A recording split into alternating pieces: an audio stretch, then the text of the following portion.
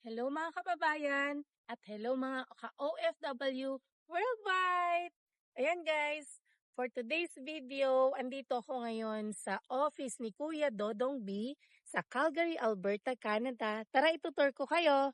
Dito lang mismo yun sa likod ng TNT Supermarket. Usually ang mga kababayan dito sila nag-grocery sa TNT. Masarap dito yung siopaw, yan favorite ko.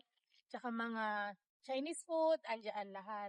Tapos, ayan mismo, andyan din yung Jollibee. Kung makikita nyo, Jollibee. Ayun yung TNT na sinasabi ko. Ito na naman si Kuya Dodong B. Kitang-kita nyo naman, ang laki ng office ni Kuya Dodong B, guys. So, andito tayo ngayon. Pinapakita ko yung actual office ni Kuya Dodong B sa Calgary, Alberta, Canada. At ito ang address. Nasa baba.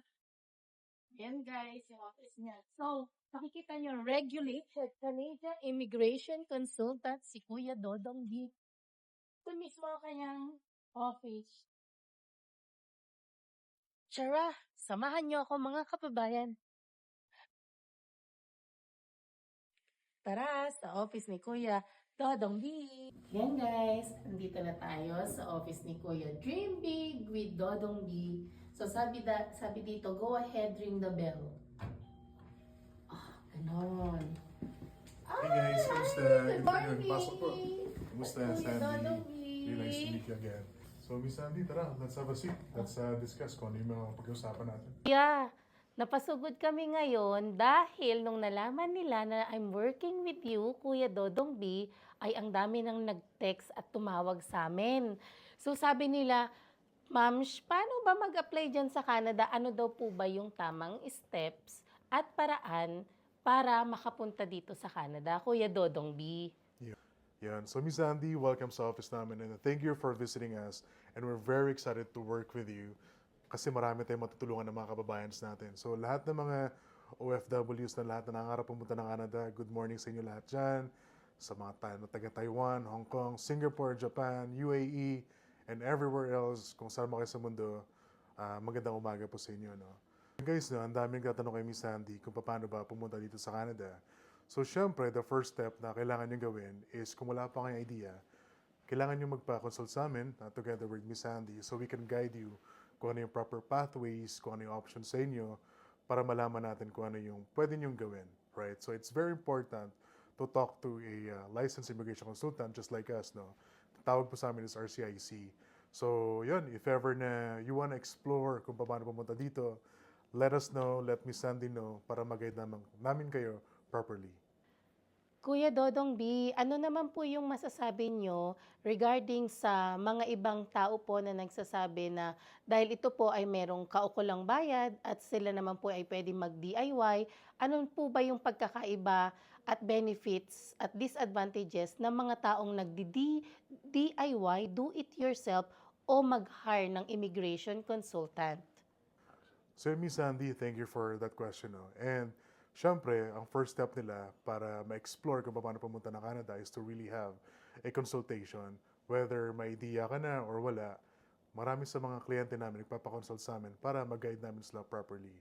And tama ka rin sa sinabi mo na may mga tao talaga na they really have a good idea on how the steps works, paano yung guidelines.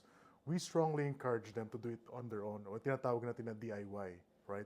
Wala namang masama doon. Pero syempre, if you don't have time, if you don't have enough knowledge, and if you wanna hire experts like us, no, andyan kami para tumulong sa inyo from start to finish. So, when you hire a consultant, so syempre, andun na yung assessment, yung eligibility, all the way from start to finish na guidance. And ang maganda nito, lahat ng mga requirements, and more than pa sa checklist na hinihingi ng immigration, because of our experience, pwede nating may apply sa potential na application nyo. So, it's either you work with us or you know how to do it on your own. It's really up to you. So, during the consultation, pag nakausap namin kayo, mas magkakaroon pa kayo ng mas maraming idea. So, of course, we want to work with you, syempre. Kuya, thank you for answering our questions. Ang next question naman po ay kung mag-hire sila ng consultant or immigration lawyer, makakasigurado daw po ba sila na ma-approve ang kanilang application or ma-prioritize sila ng Canadian immigration? So, Miss Sandy, maraming salamat po for your question. Yung tinatanong natin kanina is a very common question sa lahat ng mga nakakausap namin. If there's a guarantee ba, if it's going to be a yes or no. When we talk to our clients, guys, no, we don't say na, okay, kahit na super strong yung case mo, there's a 100% na ma-approve to. Kasi we cannot do that. And based from our practice and regulatory body, we cannot really provide a guarantee. What we can guarantee is to make sure na tama yung gagawin natin, lahat ng mga nasa checklist may provide natin. At the same time, we can see if there's any weaknesses sa applications nyo and we can make it stronger, right? But whatever the decision ng visa officer is really up to them kung mako-convince na natin sila or hindi. So again, hiring a consultant, sure, maybe there's a higher chance of approval, pero syempre, we don't really guarantee na it's going to be a positive or negative. And pangalawa guys, no, tinatanong din sa atin ni Miss Sandy kanina na if ever ba that you work with us, pwedeng ma-prioritize yung application. Well, syempre sa immigration, no, it's whenever you submitted your application, merong processing times yan, right? So minsan, nakikita natin na bakit yung iba ang bilis na na-approve, yung iba naman ang tagal. It really depends on your case. Kasi wala namang cases na parehas. So kung may mga na-approve earlier than processing time, edi well and good. Pero kung hindi man, rest assured na inaayos or tinitingnan ng immigration. So may mga ways kami para to follow up, syempre, to check na, hey visa officer, hey immigration, asa na ba yung progress ng application namin. And that's one of the benefits of hiring us as your consultant. Kuya Dodong B, thank you so much at mas naliwanagan na ako at ang mga nag-inquire sa atin, nasagot na yung mga question nyo ni Kuya Dodong B. Kaya huwag kalimutan na i-follow and like and share ang page ni Kuya Dodong B, Dream Big, para sa mga gusto magpa-consult na magpunta dito sa Canada. By the way guys, no, we want to invite them this coming March 23 via Zoom. So all the information, all the registrations are in the link below. So please make sure guys to join and then register as early as you can. Kasi medyo limited slots lang yata tayo. 100 lang ang attendees natin. Yes. For free guys ha, free ito para sa lahat ng kababayan natin.